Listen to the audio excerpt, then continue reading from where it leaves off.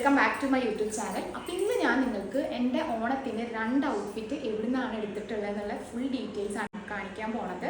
അപ്പോൾ എല്ലാവരും അതുപോയിട്ട് കാണാം.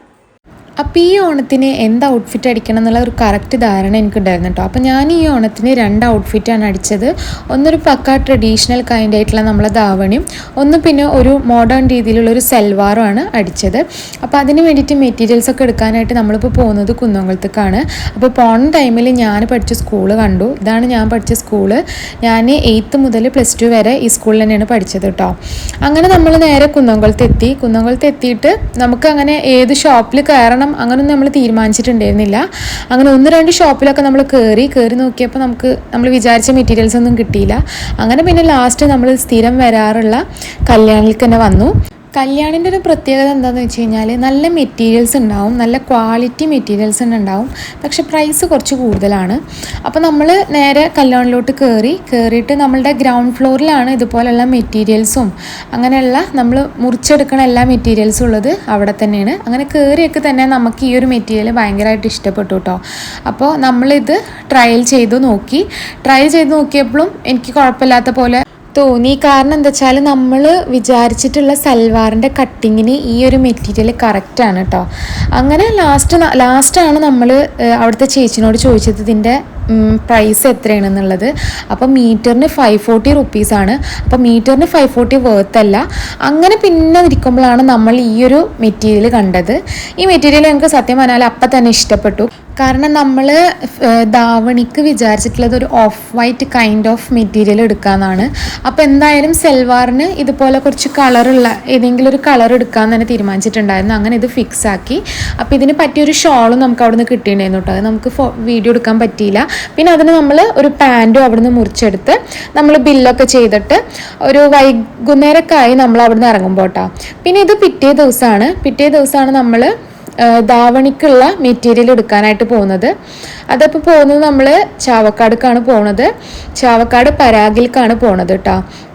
അപ്പോൾ ധാവണിക്ക് ഞാൻ പറഞ്ഞല്ലോ ഓൾറെഡി നമ്മളൊരു ഓഫ് വൈറ്റ് കൈൻഡ് തന്നെയാണ് നമ്മളെ മനസ്സിലുള്ളത്. അങ്ങനെ നമ്മളൊരു ഏകദേശം 11:30-12 മണിയോട് കൂടിയിട്ട് നമ്മൾ പരാഗിലെത്തി. നമ്മൾ നേരെ കയറുന്ന സമയത്ത് അവിടെ ഈ മെറ്റീരിയൽസ് അതായത് ഓണത്തിൻ്റെ കളക്ഷൻസൊക്കെ പുതിയത് അവർ കൊണ്ടുവന്ന് ഇട്ട് വെച്ചിട്ടുള്ളൂ.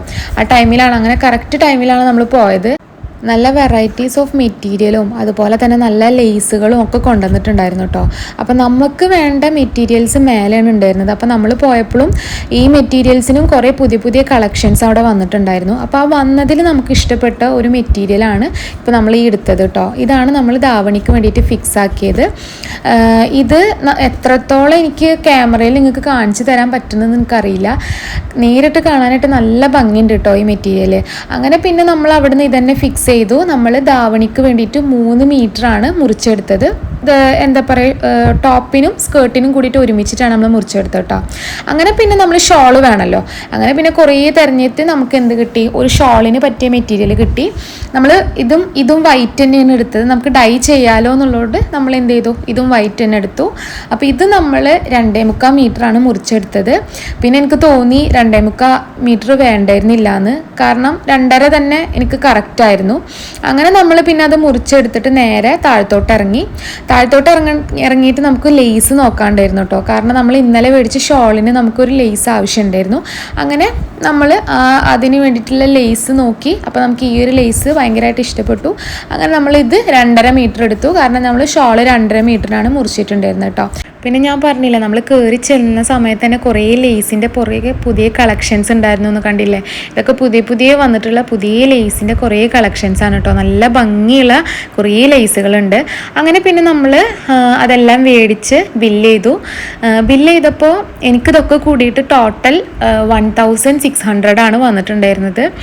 അങ്ങനെ നമ്മൾ ബില്ല് ചെയ്തിട്ട് നേരെ പിന്നെ അവിടെ നിന്ന് ഇറങ്ങിയിട്ടോ. അവിടെ നിന്ന് ഇറങ്ങിയിട്ട് ഇപ്പോൾ നമ്മൾ പോണത് സ്റ്റിച്ച് ചെയ്യാൻ കൊടുക്കാൻ വേണ്ടിയിട്ട് സെൽമത്തൻ്റെ അടുത്തേക്കാണ്. അതൊന്നും എനിക്ക് വീഡിയോ എടുക്കാനായിട്ട് പറ്റിയില്ല. പിന്നെ നമ്മളുടെ കലാപരിപാടികൾ തുടങ്ങി. ഇത് ഉമ്മയാണ് എനിക്ക് എൻ്റെ ഷോള് ചെയ്തു തന്നതും. എൻ്റെ 2 ഷോളും എൻ്റെ ഉമ്മ തന്നെയാണ് കേട്ടോ ചെയ്തു തന്നത്. ഇത് ഡൈ ചെയ്തതാണെങ്കിലും മറ്റേ ഷോളിന് ഡിസൈൻ ചെയ്തതാണെങ്കിലും ഉമ്മ തന്നെയാണ്. അങ്ങനെ പിന്നെ ഇത് 8ാം തീയതിയാണ് നമ്മളിത് കൊടുത്തത്. 2ാം തീയതി ആയിരുന്നു. നമ്മൾ 8ാം തീയതിയാണ് പിന്നെ പോണത്. സെൽമത്തേൻ്റെ അടുത്തേക്ക് അടിച്ചത് മേടിക്കാനാണ് പോണത് കേട്ടോ. അപ്പോൾ ഞാനവിടെ പോയപ്പോൾ എൻ്റെ ധാവണിയുടെ ബ്ലൗസിന് ഹുക്ക് വെച്ചുകൊണ്ടിരിക്കുകയായിരുന്നു. അങ്ങനെ പിന്നെ ഞാനതൊക്കെ ഇട്ട് നോക്കി.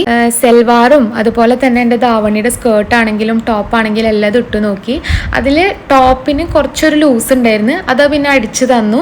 പിന്നെ നമ്മൾ തേച്ചിട്ടുണ്ടായിരുന്നില്ല, അതെല്ലാം തേച്ച് ഏകദേശം ഒരു 8:30-9 മണിയോട് കൂടിയിട്ട് നമ്മൾ അവിടെ നിന്ന് ഇറങ്ങിട്ടോ. അപ്പോൾ ഇനി എൻ്റെ 2 ഔട്ട്ഫിറ്റിൻ്റെ ഫൈനൽ ലുക്ക് കണ്ടാലോ. അപ്പോൾ ഇതാണ് എൻ്റെ ധാവണി, അതുപോലെ ഇതാണ് എൻ്റെ സ്കേർട്ട്.